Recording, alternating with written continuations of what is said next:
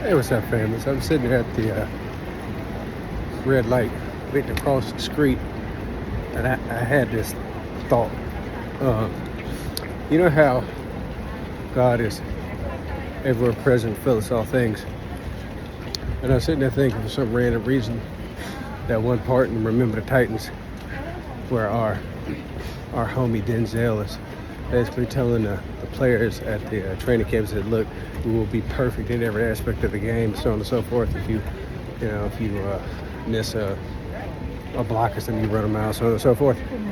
Sitting there thinking, also parallel to that, how we are called to be, not called by, through God's grace we are made, through grace what God is by nature. And I said, like, how does that perfection relate to the perfection in a football game? Or does it? Or can it? And I'm sitting there thinking, because I'm bored and my mind drifts, well, hold up. God is everywhere present and fills all things. So a football game may not mean anything, in terms of salvation, like it's a sport, it's whatever. But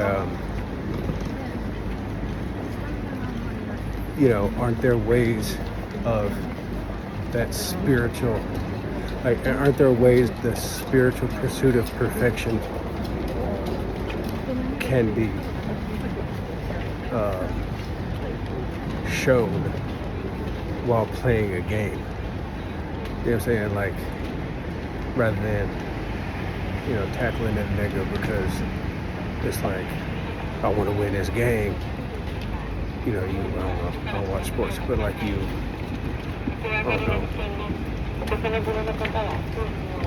let the opposing team just kind of, get past you for like a second out of a show of kindness. And then that person feels that. And, instead of taking out aggression on the game, like not focusing on who wins it, who loses it, but like that little act of selflessness could reverberate into the player on the opposite team and during the outcome of the game that could, impact that person on their way home, right? It could have been the slightest little bump that they needed to, improve their day, beyond the game. Whether they win or lose, like if they won the game, they could add to it, make me slightly happier. Hey man, the team may have lost, but that one player was real good to me. Or even if they lose, I hate we lost, but that one player was real good to me. You feel me? And I'm sitting there thinking about my music, because I get real down sometimes, and I get like nihilistic. I'm just like, there's no point in me doing this shit. It's stupid. There's no point. Die soon. Just give up. I'm a very dark person. I told y'all before, this channel's therapy for me, baby. But then I remember like a couple years back, I was on stage, and these two little grandmammas was going to come up to me after, and they're going to say to me, like, it sounded like you was praying. I wouldn't. I mean, I was just singing. They're going to come up to me like, and I think that's a way, I ain't even think about it, but can't that be a way that's pursuit of spiritual perfection through God's grace it shows through the everyday things that we do? Because I'm legitimately been not panicked, I've been like going through like an emotional and spiritual kind of like confusion recently. Like I was asking my priest last time we was on the drive, I was like, Father, what's the point of me doing it? And I still haven't found a good answer to that question. Like, is there even a point to try to do? Like, is there a point to working and getting a job and doing these things? Should I just abandon them? Because it doesn't matter. It's all worldly. And should I abandon Shigi and doing all this other stuff? But then at the same time, it's like, what did St. Porfirio say to that one lady? I'm trying to pull up my umbrella. What did St. Porfirio say to that one lady that was battling depression, who used to play the piano? Saint go say to her, like, well, start playing your piano again. And I don't know, it's like really messes with me sometimes. I'm sitting there like, hey, like, I love these Japanese people. I love these people so much. I love this culture so much. Like, it pains me how much I just want to just dive into it. But like, and this is pre-Orthodox me talking. There's a big part of it saying, "Don't you dare," and that's evil as fuck. But it's like, "Don't you dare," because it's all just gonna burn and go away. And that's that thought that I've been battling with forever. You heard me? Like, since I was like, I don't know, 6 or 7. I'm gonna get really real with y'all today because I don't know. I feel like letting some stuff out. You know what I mean? Pray for me. Happy Pentecost, by the way. Lord Jesus, have mercy on us. You know, ever since I was real little, I was like, you know, everyone you love is going to abandon you and leave you and leave you alone. It's going to be painful.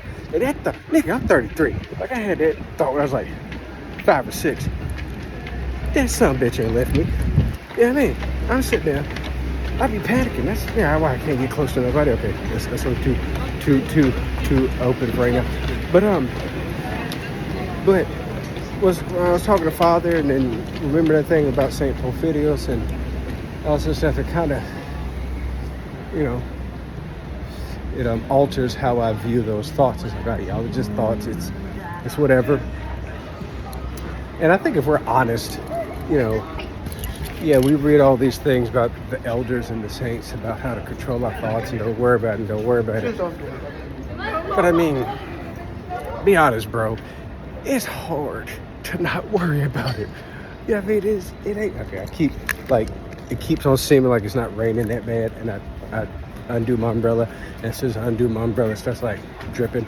I ain't trying to break these headphones. Anyway, my wife let me buy these. I ain't about to break these. And I'm just like, it's hard. You know what I'm saying? It's hard. It's really hard because, you know, but I'm also thinking maybe this is part of it. There's a lesson to be learned. And I was reading a book last night. I need to get the English version of it. I think it's like remembering God in times of despair and hopelessness or something. It's like a Japanese translation of an English book by an Orthodox priest. It's, you know, just like Christ is our hope in times of darkness and whatnot. And he made the reference of the children that were thrown in the fire. And I'm saying how God didn't take them out of the fire, but he kind of got them, he got them through it. You know, like they outlived the fire. And I'm trying to remember that, you know, from time to time. I'm trying to remember that. Like, hey, you know, maybe it's not God, take these thoughts away from me. God, take this, you know, whatever away from me. But God, see me through it. You know what I mean? Like that thing my daddy told me about when one of my cousins passed a couple years back. He said because that really messed him up. That was his sister's child, and messed him up real bad. And he said he kind of gave these two prayers. It's like either Lord, what was it like? Either Lord help me overcome it, or Lord help me get through it. You know what I mean? And I think that's mine. Help the Lord get through it. But anyway, I just wanted to open up to y'all real quick. Hope y'all doing well. Message me, tell me how you doing. If you're having a good day, having a bad day, let's communicate, let's keep in touch. All right, y'all pray for me. Love y'all, bye.